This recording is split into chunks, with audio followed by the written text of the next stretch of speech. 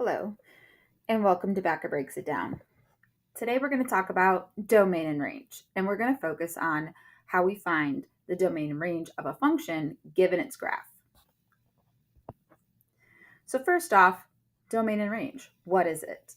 Well, the domain is the set of all inputs. Most of us think of those as the variable x. So basically, domain will represent all of the x values of a function. Range is the set of all outputs, so the y values of a function. So when you're looking at a graph, okay, if you're thinking about domain, you're thinking about the x values of the function. And you want to look at your graph and you want to be like, how far to the left does the function go? And then you want to think, how far to the right does the function go? Okay, because you're going to use those values to identify the domain of your function. Range is all about those y values. So when you look at the graph of the function, you want to think, how low does the function go?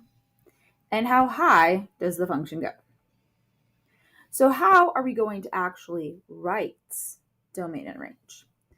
Well, technically there are two ways to represent the domain and range of a function. You can use set builder notation or you can use interval notation, okay? And we have examples of both notations right here on the screen and thus in your notes, okay? So for domain, I would look at my graph and thinking about all the x values of my function. And I'd want to be like, how far to the left does it go? Now this graph, we can see that it goes as far left as -4. And you see how it's also solid there? Okay, so that means -4 is included in the domain, right? Now, when it comes to my notation, I am expressing the fact that the -4 is included. If I'm using the set builder notation with the inequalities, I'm saying that -4 is less than or equal to. And if I'm using interval notation, I'm using a bracket. That's how I show it's included. So this function goes to the left, -4, goes all the way to the right to 2. And it's also solid at 2. So I'm using that less than or equal to symbol with the 2. I'm also using a bracket with the 2. So basically, solid points on our graph, we're using that or equal to symbol for set builder notation, or we're using brackets with interval notation. Now for the range, remember range, we want to think like low to high. So how low does it go? Now we can see that our graph goes as low as 1. And it is solid at that low point. So once again, we're using that or equal to notation with our inequality. So 1 is less than or equal to y, or we're using the bracket with our interval notation. Goes as high as 4.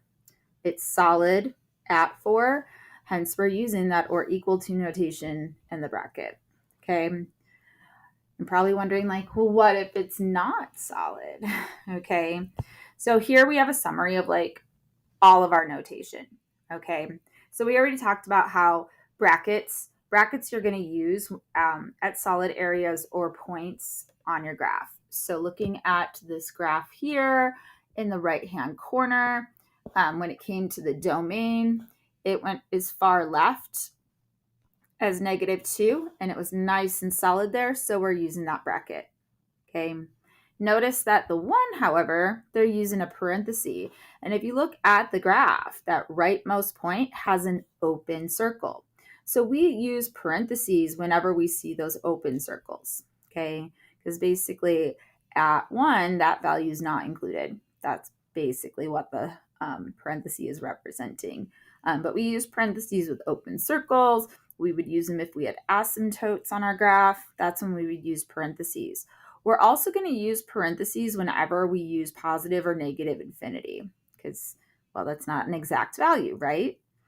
Notice that that negative infinity represents either left forever.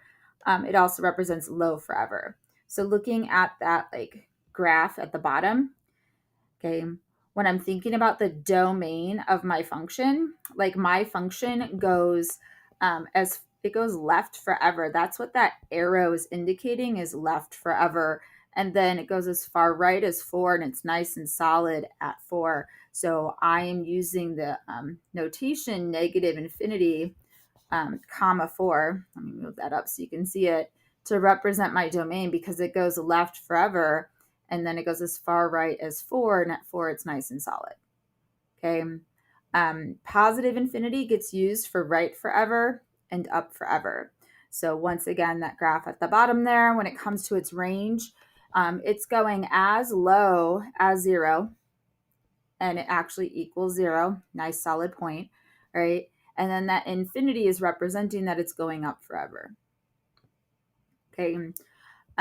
So domain and range. So domain are your x values. You want to look at your function and be like, how far to the left does it go? How far to the right does it go? For range, you want to think about those y values. How low does it go? How high does it go? So let's take a look at like some examples. Okay. All right. So here in problem number 1, let's start with our domain. Domain is representing the x values of the function. So you want to think left and right. So how far to the left does our function go? Okay.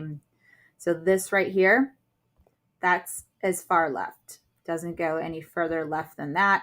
We have an x value of -5, and we have a nice solid point. So whenever we have those solid points, we're going to be using brackets. So I'm going to have a bracket with my -5. And then it's like, how far to the right does it go? Well, I can see that the rightmost point is this one right here, where I'm talking about domain. Domain is x, and it's solid. So once again, I'm using a bracket. For the range, I want to think about my y values, and I want to think how low does it go? How high does it go? So the lowest point on our graph, do you see it? Yeah, it's right here. That is the lowest point, and it has a y value of -2, and that point is nice and solid, so I'm using -2 for my y value. I'm using a bracket because it's solid. How high does it go? Yeah, this point here is the highest point on our graph. And since we're talking range, we're talking y values. So I'm going to use the 4. And that point is also nice and solid, so I'm using a bracket. So let's check out another graph. Okay. So for the domain is all about the x values. We want to think left to right. So how far to the left does our graph go? You're correct. That arrow indicates that my function is going left forever. And so when it comes to my notation for that, left forever, I would use that negative infinity and a parenthesis. So left forever is negative infinity with a parenthesis. So how far to the right does this function go? You are correct. That is our rightmost point. It's going as far right as 5. And we have a nice solid point there. And for the solid, we're going to use a bracket. So my domain goes from negative infinity to 5. And we're using a bracket with the 5 because of that solid point. So let's talk about the range. Range is all about those y values. We want to think low to high. So how low does our function go? You're right. Once again, that arrow is indicating that it's going low forever. And so we represent low forever using negative infinity. So how high does the function go? You're correct. That endpoint there is also representing how high our function goes, and it has a y value of 4, and it's nice and solid there. So for our range, we have negative infinity to 4, using a bracket with the 4 because of that solid point. Okay, so I'm keeping things kind of simple here in this episode. When it comes to domain and range of a graph, we're looking at nice continuous functions.